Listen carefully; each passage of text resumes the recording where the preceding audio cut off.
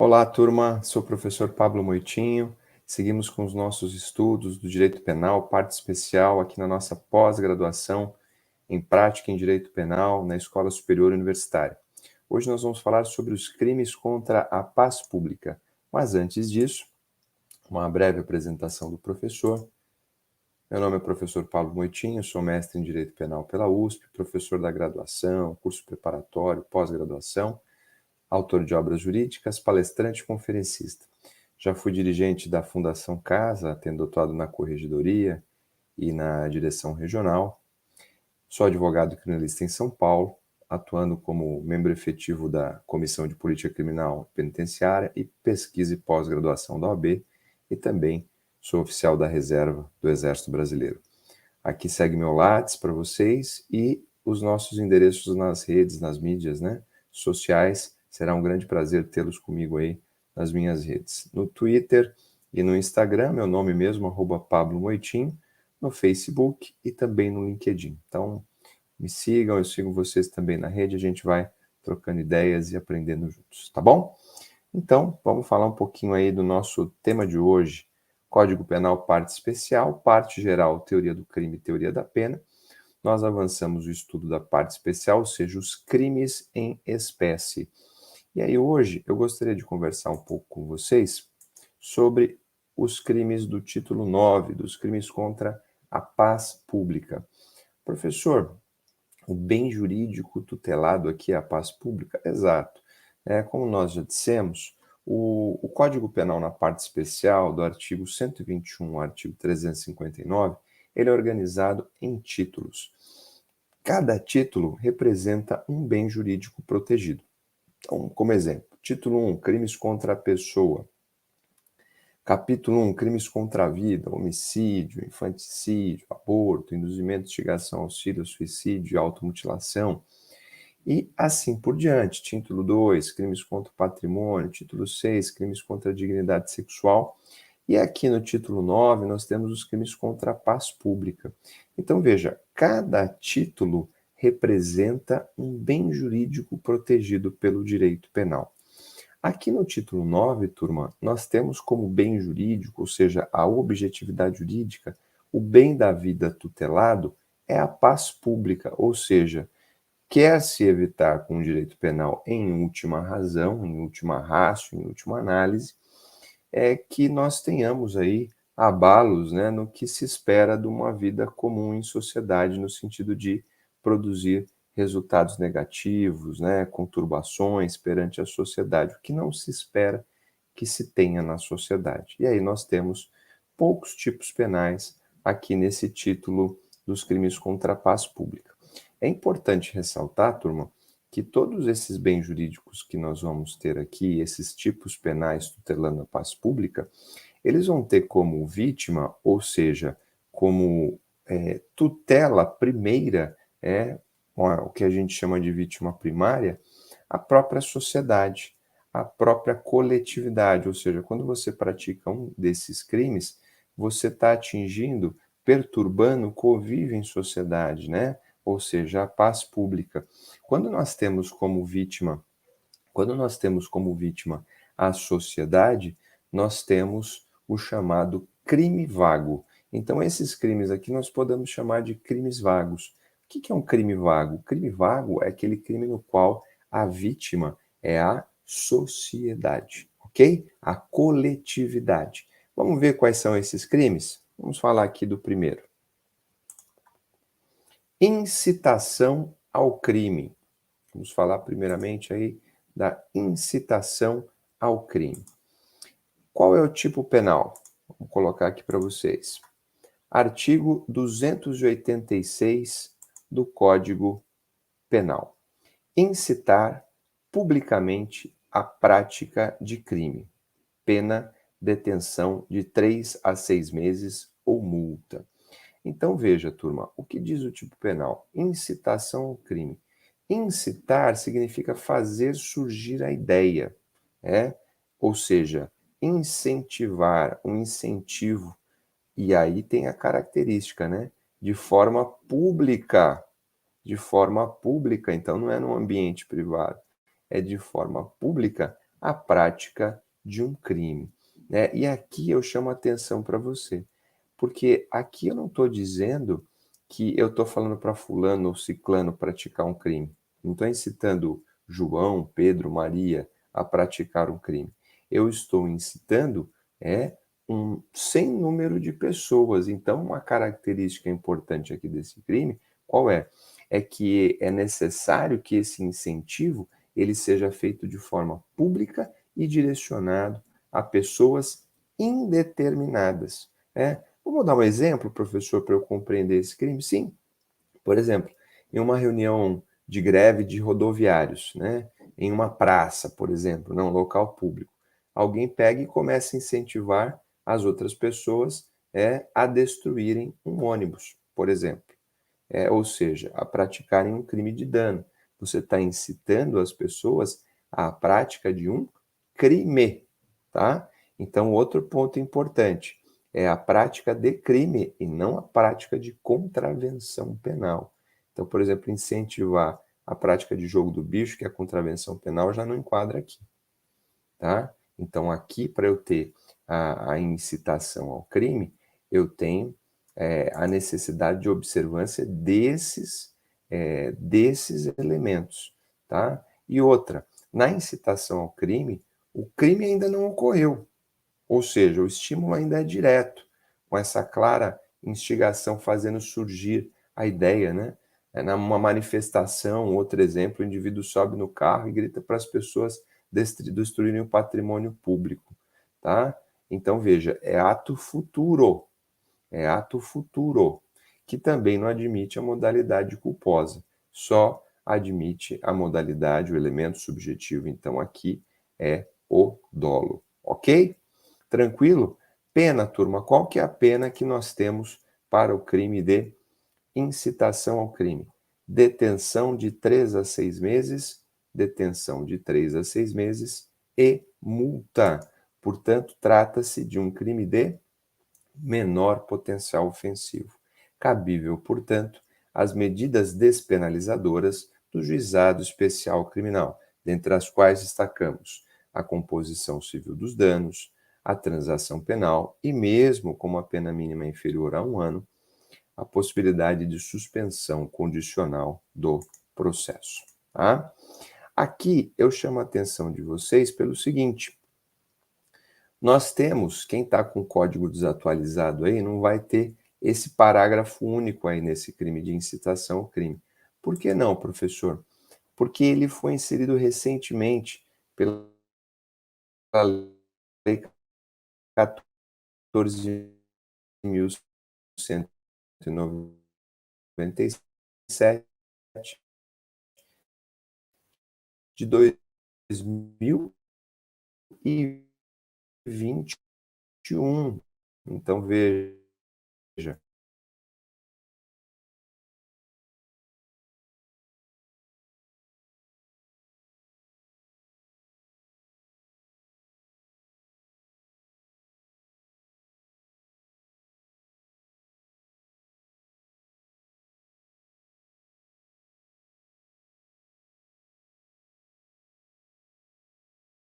Essa lei, ela modificações. E um capítulo específico posto aí no título 11 do Código Penal, no título 12, na parte especial do Código Penal, incrementou aí o Código Penal com alguns artigos, saiu da lei especial e veio para o Código Penal os chamados crimes contra o Estado Democrático de Direito. E aí o que aconteceu? Dentre esses crimes contra o Estado Democrático de Direito, que nós temos lá no 359I, atentado à soberania, à integridade nacional, espionagem, né, crimes próprios aí até de períodos pré-guerra ou mesmo na guerra, e crimes contra as instituições democráticas, abolição do Estado de Direito, interrupção de processo eleitoral. Essa lei também trouxe aí o acréscimo aí ao artigo 286, no seu parágrafo único, uma forma específica de incitação, com uma equiparação, no seguinte sentido: incorre na mesma pena da incitação, pena de detenção de 3 a 6 meses, quem incita publicamente animosidade entre as Forças Armadas ou delas contra os poderes constitucionais, as instituições civis ou a sociedade. Então, eles aproveitaram o crime de incitação ao crime e colocaram aqui, ó, a especificidade, ou seja, a vedação, a proibição de incitar animosidade, ou seja, uma espécie de rixa, né, uma espécie de entrevero, né, diante dessa ousadia de você e o perigo de você trabalhar esse rancor, esse ressentimento entre as Forças Armadas. As Forças Armadas são instituições permanentes que nós temos previsão lá no artigo 142 da Constituição, quais sejam, em ordem de antiguidade, a Marinha, o Exército e a Aeronáutica, das Forças Armadas contra os poderes constitucionais, meio que querendo se evitar que se incite que sejam praticadas, que tenhamos atritos, né, entre as Forças Armadas e a sociedade civil, os poderes constitucionais, o poder executivo, o poder legislativo e o próprio poder judiciário, né? Então, a lógica como o fechamento do judiciário, do Congresso Nacional, coisas que, infelizmente, nós tivemos aí no período da Gerais. Esse é o crime de incitação ao crime, ou seja, Código Penal. O que diz o artigo 287 do Código Penal, turma? Fazer publicamente apologia de fato criminoso ou de autor de crime. Aqui, turma, nós temos uma diferença. Lembra que na incitação, o estímulo era para que o crime ocorresse? Diretamente a gente incitava, né, fazia surgir a ideia para que o crime ocorresse, como na manifestação, para a turma incendiar os carros, destruírem o patrimônio público. Aqui, na apologia, né, o crime já foi praticado. Não é incitar para o crime. Então, a incitação é para a frente. A apologia, eu estou exaltando um crime que ocorreu. Tá? Então, o crime já foi praticado. E o estímulo, ele é indireto. Né? Ou seja, esteja exaltando, né, enaltecendo o crime, apologia de fato criminoso, ou o seu autor. Né? Ou o seu autor. Então, por exemplo, ó, vamos pegar o mesmo exemplo do patrimônio público. O patrimônio público foi destruído, né? E vem um indivíduo e se pronuncia publicamente parabenizando, por exemplo, o ato de destruição do patrimônio público, tá? Então, veja, aqui também o fato já ocorreu. Então, fala, fulano de tal, parabéns porque você praticou o crime, ou parabéns porque destruíram o item, ou ao crime ou ao autor do crime. Por exemplo, enaltecer a figura de um torturador. Olha, isso mesmo, tinha que ter torturado mais, ou isso mesmo, tem que torturar. Então, veja, você enaltecer, né, esse criminoso ou esse autor. Isso que é a apologia, né? Agora, lembra que eu falei para vocês? Tanto no caso da incitação quanto da apologia, é necessário que haja o dolo, ou seja, que o agente tenha a intenção de estimular os outros à forma culposa. Uma ressalva que eu faço com vocês, turma, aqui nesse crime em especial, apologia de crime ou a criminoso, é que nós já tivemos, por parte do Supremo Tribunal Federal, por exemplo, nós já tivemos por parte do Supremo Tribunal Federal, por exemplo, decisões no sentido de não incidência deste crime. Como assim, professor? a gente teve uma discussão, isso chegou ao Supremo Tribunal Federal, não sei se vocês recordam, né, que nós tivemos um tempo em que nós tínhamos ainda temos, né, essas manifestações populares no sentido de legalização das drogas, por exemplo, legalização da maconha, né, da cannabis sativa, que é tratada pela portaria da Anvisa, né, a cannabis sativa L, a portaria 344 da Anvisa, ela é complemento da lei de drogas. Então, a maconha, como conhecida popularmente, ela é tratada como droga para fins penais. Então, tanto o uso, né, o consumo pessoal, que tem um tratamento diferenciado, sem penas, mas com medidas educativas e de atendimento, com uma atenção à figura do usuário, mas é tratada como crime ainda no Brasil, e a figura do tráfico de drogas, né? São os dois artigos 28 e 33 da Lei de Drogas. Então, traficar, vender, exportar, transportar a droga. E a maconha é tratada como droga. E nós sabemos, né, que além do uso recreativo, existem várias espécies de uso dessa substância da maconha, da cannabis sativa L. E algumas até legalizadas, né? O próprio Supremo Tribunal Federal, por exemplo, para tratamento de algumas doenças do trato cerebral, é utilizada como estimulante, né? Como essa droga também. E muitas pessoas, né, defendem a legalização desta planta, né, que é tratada como droga, que tem efeitos aí alucinógenos. E veja, as pessoas saíam à rua, né, para defender a utilização, o uso da maconha. Tal. Isso é apologia ao crime? É?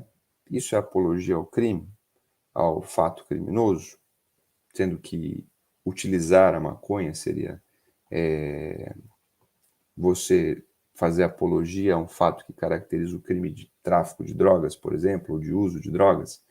Isso chegou no Supremo Tribunal Federal e o Supremo disse que não, tendo em vista que a manifestação pela legalização do uso da maconha é algo albergado pelo direito constitucional de manifestação, né, de liberdade de escolhas e pensamento.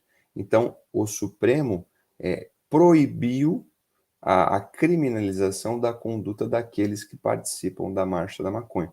Porque a gente já teve situações no passado em que as pessoas que participavam desse movimento eram presas e a autoridade policial capturava a conduta delas como apologia ao crime ou fato criminoso.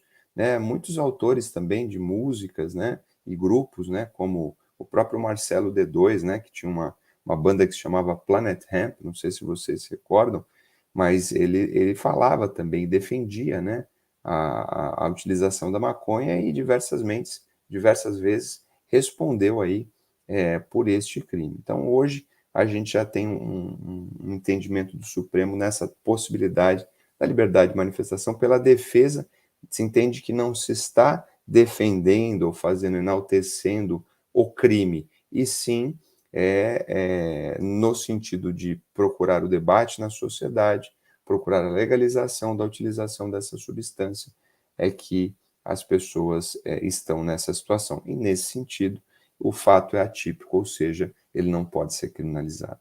Tá certo? Então, sobre esses dois crimes, acho que essas são as principais características que eu gostaria de trabalhar e discutir com vocês. Vamos ver um outro. São poucos crimes, né, que nós temos aqui nos crimes contra a paz pública, mas um outro que eu gostaria de destacar com vocês é o nosso famoso crime de associação criminosa, artigo 288 do Código Penal. Vamos dar uma olhadinha no tipo penal, o famoso 288. Artigo 288, associarem-se 3 ou mais pessoas para o fim específico de cometer crimes. Então, veja, vocês estão percebendo que desde o 286, 287, incitação ao crime, apologia ao crime, a vítima quem é? A sociedade. Você não pode passar para a sociedade que todo mundo tem que praticar crime, ou que o cara que praticou o crime é um herói, ou o crime tem que ser praticado. Então, por isso que isso abala a paz pública. Outro abalo a paz pública é justamente as pessoas se unirem para praticar crimes. As pessoas não podem ficar querendo livremente se associar para praticar crimes. É isso que o tipo penal procura vedar. E vejam, eu destaquei para vocês em vermelho aqui que nós tivemos uma modificação no Código Penal, né? Esse crime de associação criminosa, ele teve uma modificação em 2013 pela Lei 12.850. Essa lei, turma, a Lei 12.850, ela trouxe para o nosso ordenamento jurídico, a figura da organização criminosa. Como assim, professor? Associação criminosa? Antes, no ordenamento jurídico, nós não tínhamos a definição do que seria uma organização criminosa. Nós tínhamos só aqui o artigo 288, turma, ele era chamado, até 2013, ele tinha um nome jurídico, que a gente chama de nomen iuris, ele tinha um nome jurídico de quadrilha ou bando. Aí a quadrilha ou bando, e aí até a gente tem uma explicação cultural com relação a isso. Por que era quadrilha ou bando? Era relacionada aonde eu tinha essa organização. E um outro ponto importante, que para quadrilha ou bando, quadrilha, né, eu precisava de 4 integrantes. Hoje, o crime de associação criminosa, ele pede, no mínimo, é um crime que a gente chama de concurso necessário. Todo crime, turma, se eu quiser praticar, por exemplo, um roubo, um estupro, um homicídio, eu posso praticar sozinho ou posso praticar com o auxílio de uma outra pessoa. Se eu pratico sozinho, só eu vou ser o autor do crime. Se eu pratico com o auxílio de outra pessoa, essa outra pessoa, de acordo com o seu envolvimento no fato, ela pode ser tratada no concurso de agentes como um coautor, ou mesmo se a participação não envolve a prática das elementares do tipo, das ações, dos verbos do tipo penal, e for uma participação de menor importância, mas de alguma forma concorre para o crime, eu posso ter a figura do partícipe, né, que a gente chama de participação. Então, veja, qualquer crime admite um concurso de pessoas. Então, por exemplo, homicídio, como eu disse, o roubo, o furto. E aí você pode ter um concurso eventual. Eventualmente, eu posso ter mais de uma pessoa respondendo pelo mesmo crime, como coautor ou partícipe. Nesse crime de associação criminosa, eu tenho necessariamente que, para caracterizar o crime, eu preciso de um mínimo de 3 pessoas. É por isso que eu chamo esse crime de um crime de concurso necessário, ou seja, necessariamente eu devo ter 3 ou mais pessoas com essa finalidade específica de cometer crimes. E esse crime era tratado como, até 2013, como quadrilha ou bando. E é uma figura bem regional e cultural. Nosso código é de 1940, né? Então era comum a gente ter uma distinção, por exemplo, das pessoas que moravam na cidade e das pessoas que moravam no interior. Então os grupos criminosos, os grupos criminosos que atuavam, por exemplo, no interior, eram chamados de bando. Vocês devem lembrar, né? Um exemplo clássico que nós temos era o bando do Lampião, no nordeste do país, né? Então era um bando, era um grupo que se unia para praticar crimes. E na verdade o bando do Lampião tinha outras finalidades também, mas era conhecido como bando. E na cidade, se houvesse essa associação, esse grupo seria chamado de quadrilha, né? Daí a diferença do nome quadrilha ou bando. E aí o que que acontece? Nós temos que a quadrilha ou bando tinha como concurso necessário um mínimo de 4 pessoas. Hoje nós vamos ver daqui a pouco que 4 pessoas e outras características acabam acarretando na responsabilização criminal, não pelo crime de associação criminosa, mas pelo crime de organização criminosa. Tá certo? Então vamos dar uma olhada no tipo penal, como é que ele ficou estabelecido? Associarem-se 3 ou mais pessoas para o fim específico de cometer crimes. Então, nova redação e novo nome jurídico posto pela Lei 12.850, Não mais nós chamamos de quadrilha ou bando, agora chamamos de associação criminosa, tá certo? Que mais? A pena para esse crime, reclusão de 1 a 3 anos.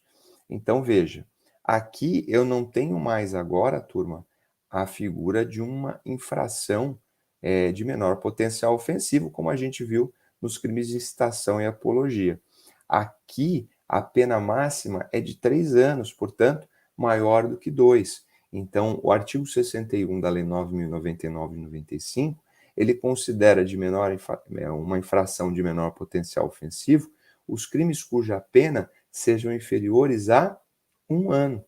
Aliás, perdão, a 2 anos. Era 1 ano quando saiu a lei em 95 e em 2001 mudou para 2 anos. Então, para ser infração de menor potencial ofensivo, tem que ter pena até 2 anos. Então, cabe medida despenalizadora aqui do Juizado Especial Criminal, turma? Não cabe transação penal nem composição civil dos danos. Mas, cuidado, não é errado a gente falar que não cabe medida despenalizadora no crime de associação criminosa. Por quê, professor? Porque a pena mínima não é superior a 1 ano. Ou seja, a pena mínima é de 1 ano. Ah, professor, então cabe alguma coisa aqui? Sim. O artigo 89 da Lei 9.099 de 95, ele traz a figura da suspensão condicional do processo. Então, veja, admite-se o sursi processual, a suspensão condicional do processo, nos crimes cuja a pena mínima seja inferior a 1 ano. Então, não necessariamente para ter sursi processual, o crime precisa ser de menor potencial ofensivo. Basta que a pena mínima seja inferior a 1 ano. Então, é cabível essa medida despenalizadora, mediante a aceitação de certas condições, de penas restritivas e o não processamento do autor, com a extinção da punibilidade, se ele cumpre determinadas condições e aceita essas condições. Então, cabível aqui para esse crime a suspensão condicional do processo, certo? Que mais? Parágrafo único. Causa de aumento de pena. A pena aumenta-se até a metade se a associação é armada, ou se houver a participação de criança ou adolescente. Então, especificamente, nós vamos falar um pouquinho mais sobre isso depois.